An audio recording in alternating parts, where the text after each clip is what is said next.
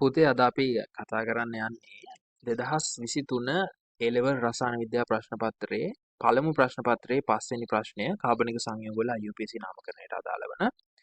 ඉතින් ඔයාලා දන්නවා මෙන්න මේ දීලා තියෙන සංයෝගයේ IUPAC නම හොයන්න කියලා ඉල්ලන්නේ. අපිට මේකේ හරිය උත්තරේ හොයාගන්න ක්‍රම දෙකක් තියෙනවා. නමුත් අපි නිවැරදි ක්‍රමයට අදාළව මේ උත්තරේ හොයමු. හරි. ඉතින් මේකෙදී අපි එකටම මේ සංයෝගයේ මොන වර්ග එකක්ද කියලා හොයාගන්න ඕනේ. මේකට අදාළ ප්‍රධාන ක්‍රියාකාරී කාණ්ඩය. ඉතින් මෙන්න මේ අනුපිළිවෙලින් අපි ප්‍රධාන ක්‍රියාකාරී කාණ්ඩයට ප්‍රමුඛතාව දෙනවා නේද? කාබෝයිසා ආම්ල කොකා ඇම්ඩා නයිටි ඇල්ඩා කිටා මධ්‍යසාර ඇමිනි. ඉතින් ඔක ලියාගත්තත් පාඩු වෙන්නේ නැහැ. ඔයාලට හරිම ලේසියෙන් මතක තියාගන්න පුළුවන්. එතකොට ඒකට අනුව මේකේ කාබෝයිසා ආම්ල කොකා ඇම්ඩා නයිටි ඇල්ඩා කිටා මධ්‍යසාර ඇමිනි. මෙන්න මේ තුන තමයි ක්‍රියාකාරී කාණ්ඩ තුන විදිහට තියෙන්නේ. මෙතනින් කීටෝනේ ප්‍රමුඛ වෙනවා. ඉතින් ඒකට අදාළව කීටෝනේ තමයි ළමයි මොකක් වෙන්නේද? ප්‍රධාන ක්‍රියාකාරී කාණ්ඩය වෙන්නේ. ඒ අනුව කීටෝනට අදාළ ප්‍රත්‍යය වෙන්නේ ඕන්. කීටෝනේ කාඩ් නේම් එක වෙන්නේ ඕන්. එතකොට මේක තමයි නමේ ප්‍රත්‍ය නාමයේ විදිහට ලියන්නේ.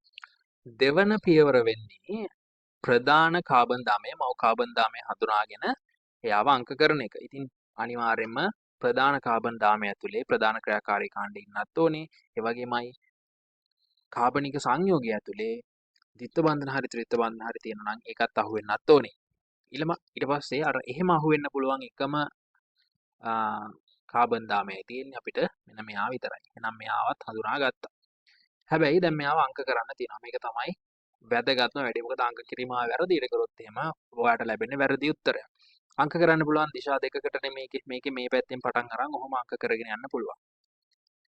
ඒ වගේමයි අනිත් පැත්තෙන් අංක කරගෙන යන්නත් පුළුවන්. අපි ඒකත් දාමුකෝ. මේ පැත්තෙන් මෙයා එක කියලා දාලා එහෙම අංක කරන් යන්නත් පුළුවන්. එහෙම අංක කරන් ගියාට පස්සේ බලන්න මේ අංක කරද්දී මොකද්ද වෙන්න ඕනේ නීතිය? නීතිය තමයි පළමුවෙන්ම අපි සලකන්න ඕනේ ප්‍රධාන ක්‍රියාකාරී කාණ්ඩයට අවම අංකය ලැබෙන එක. ඉතින් එහෙම සැලකුවම පළවෙනි කොන්දේසියම තෘප්ත කරන්නේ නැහැ. මෙතනදී මේ රතු පාට අංකණය කිරීම ඒ නිසා නිල් පාට අංකණය කිරීම තමයි හරියන්නේ.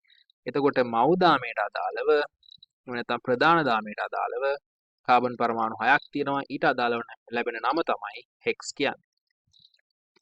ඊළඟට මව් දාමයට අදාළව මතක තියාගන්න ද්විත්ව බන්ධනයක් තියෙන බව අපි පෙන්වන්න ඕනේ නේද? ද්විත්ව බන්ධනයක් තියෙනවා 5 වෙනි කාබන්ට බැඳිලා බලන්න ද්විත්ව බන්ධනය බැඳිලා තියෙන්නේ 5 සහ 6 කියන කාබන් දෙකට. එතනදී අපි මුලින්ම බැඳී ඇති කාබන් පරමාණු තමයි ලියන්නේ. ඒතර 5 කියන එක්කෙනාගේ ද්විත්ව බන්ධනයක් තියෙනවා කියලා පෙන්වන්න මේක ලියනවා. ඊළඟට අපි බලන්න ඕනේ තුන්වෙනි පියවර තමයි ආදේශ කාණ්ඩ හඳුනා ගන්න ඕනේ. ඉතින් ආදේශ කාණ්ඩ හඳුනාගද්දී අපේ පුතේ මොනවද තියෙන ආදේශ කාණ්ඩ තුන? අර ක්‍රියාකාරී කාණ්ඩ වලින් කීටෝනේ හැර ඉතුරු ක්‍රියාකාරී කාණ්ඩ දෙකම ආදේශ කාණ්ඩ වෙනවා. එතකොට අපිට ආදේශ කාණ්ඩ විදිහට මොනවද මෙතන තියෙන්නේ? ආදේශ කාණ්ඩ විදිහට අපිට තියෙනවා දෙවනියට බැඳුණු හයිඩ්‍රොක්සි එකක්, දෙවනි කාබන්ට බැඳුණු හයිඩ්‍රොක්සි එකක්, ඊළඟට හතරවෙනි කාබන්ට බැඳුණු ඇමිනෝ එකක්. හතරවෙනි කාබන්ට බැඳුණු ඇමිනෝ එකක්. ඒතර මේ විදිහට තමයි ආදේශ කාණ්ඩ ලකුණු වෙන්නේ. ඊළඟට අපි දැන් IUPAC නම ලියාගෙන ඉමු. IUPAC නම ලියද්දී පුතාලා දන්නවා IUPAC නාමය කොටස් තුනයි නේද? උපසර්ගය ඊළඟට හයිඩ්‍රෝකාබන දාමය එහෙම නැත්නම් ප්‍රධාන දාමයට අදාළ නම ඊළඟට ප්‍රත්‍ය. ළමයි උපසර්ගයට අදාළව අපි ලියන්නේ ආදේශ කාණ්ඩවල ස්වභාවයන් නේද? ආදේශ කාණ්ඩ දෙකක් තියෙනවා නම් ඒකෙදි ආදේශ කාණ්ඩවල ඉංග්‍රීසි නම් ලියලා ඉංග්‍රීසි නම් වලින් ඒ ආදේශ කාණ්ඩයට අදාළව පළවෙනියට තියෙන අකුරේ ඉංග්‍රීසි හෝඩියේ පළමුවටම තියෙන අකුරට මුල් තැන දෙනවා. එතකොට H සහ A කියන අකුරු දෙක සැලකුවම ඒ අකුර තමයි ඉංග්‍රීසි හෝඩියේ මුලින්ම තියෙන්නේ. ඉතින් ඒ නිසා අපිට දීලා තියෙන කාට හරි ප්‍රමුඛතාවය දෙන්න එපයි. අන්න ඒ විදිහෙන් අපි ලියනවා. හරි ප්‍රමුඛතාවය දෙන්න අපි විදිහක් හදලා තියෙනවා. දැන් දෙන්නෙක් ඉද්දි දෙන්නටම එක පාර දෙන්න බෑනේ නේද? ඒ නිසා ඒ වගේ අවස්ථාවල ප්‍රමුඛතාවය දෙන විදිහ තමයි අර ඉංග්‍රීසි හෝඩියේ මුලින්ම යෙදෙන අකුරට ප්‍රමුඛතාවය දීම. එතකොට 4 ඇමිනෝ මතක තියාගන්න මේ විදිහට ලියද්දි ඉරක් ගහලා වෙන් කරලායි ලියන්න ඕනේ. අකුරක් සහ ඉලක්කමක් වෙන් කරලා හඳුනා ගන්න ඕන නිසා 4 ඇමිනෝ 2 හයිඩ්‍රොක්සි අනිවාර්යයෙන්ම සිම්පල් අකුරු පාවිච්චි කරන්න ඕනේ. ඊළඟට ඔන්න උපසර්ගයට අදාළ කොටස ඉවරයි. ඊට පස්සේ ප්‍රධාන දාමයට අදාළ නම ලියන්න ඕනේ නේද? හයිඩ්‍රොක්සි. ඊළඟට ප්‍රධාන දාමේ කාබන් පරමාණු ගණන සහ ද්විත්ව බන්ධන තිත්ව බන්ධන තියෙනවා නම් ඒවා තියෙන තැන ලියන්න ඕනේ. ඒතකොට අපි දන්නවා හයිඩ්‍රොක්සි කාබන් පරමාණු ගාන 6යි. ඒ නිසා hex පස්වෙනි කාබන්ට බෙදිලා දිත්ත බන්ධනයක් තියෙනවා. අන්න පහේ තියෙනවා දිත්ත බන්ධනයක් කියන්න en දානවා. ත්‍රිත්ත බන්ධනයක් නම් yn දාන්නේ පුතේ. පහේ en ඊළඟට මේක ප්‍රත්‍යනාමයෙන් අවසන් කරන ප්‍රත්‍යනාමය කියන්නේ කාබනික සංයෝගයට අදාළ කාඩ්මියම් එක නේද? අපි කතා කරේ අර වීඩියෝ එකේ. ඒතර ප්‍රත්‍යනාමය කියන්නේ මේකෙදි මොකද්ද? ඕන්. අපි කලින්ම සඳහන් කරන්නේ නේද? ඕන්. එහෙනම් 4 amino 2 hydroxy hex 5 enone. එහෙම තියෙන උත්තර එතනදී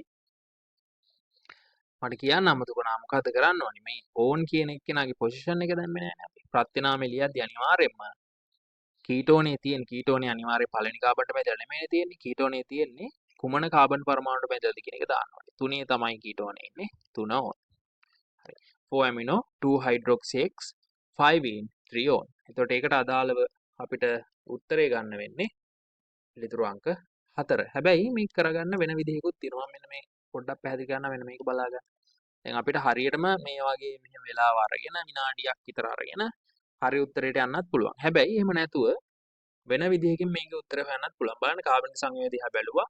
මුල් පියවර ටික හඳුනා ගන්නවා. කාලින්ම ප්‍රධාන ක්‍රියාකාරී කාණ්ඩේ කවුද කියන එක හඳුනා ගන්න. මේ වගේ වැඩ ටික කරන්න. ආදේශ කාණ්ඩ ටික හඳුනා ගන්න ඕනේ. ඊළඟ ප්‍රධාන ක්‍රියාකාරී ප්‍රධාන මෞදාමය ඇතුලේ කාබන් පරමාණු කීයක් තියෙනවද කියලා හඳුනා ගන්න ඕනේ. බලන්න ඔයා ප්‍රධාන ක්‍රියාකාරී කාණ්ඩය හඳුනාගත්ත හැටියෙම මෙන්න මේ උත්තර දෙක අයින් වෙනවා නේද? ඊන් කියන මේ ඊන් කියලා දීලා තියෙන උත්තරය අයින් වෙනවා. ඕල් කියලා දීලා තියෙන උත්තරය අයින් වෙනවා. මේක ඇල්කොහොලයක් වෙන්නෙත් නැහැ. ඇමීනයක් වෙන්නෙත් නැහැ. ඒ අනුව ඉතුරු උත්තර තුනම අයින් වෙනවනේ. අවසානට ඔයාලට ඉතුරු වෙන්නේ උත්තර දෙකයි.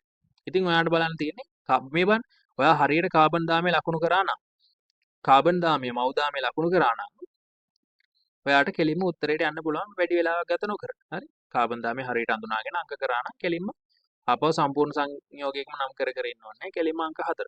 බලනවා හදිස්සියේ හරි වෙලාව අරගෙන කාබන් දාමයේ වැරදියට අංක කරා නම් මෙන්න මේ මම රතු පාටින් අංකණය කරලා තියෙන විදිය කරා නම් ඔයා නිවැරදි පිළිතුර කියලා තෝරන්නේ 3. එතනින්ම ඔයාගේ කාලෙත් නාස්ති වෙලා ලකුණුකුත් එහෙමම අඩු වෙලා යනවා. ඉතින් සංවේදී වෙලා මේ වගේ ගැටලු ටිකක් විසඳමු අපි නැවත නැවතත් මේ වගේ වීඩියෝ වලින් හම්බ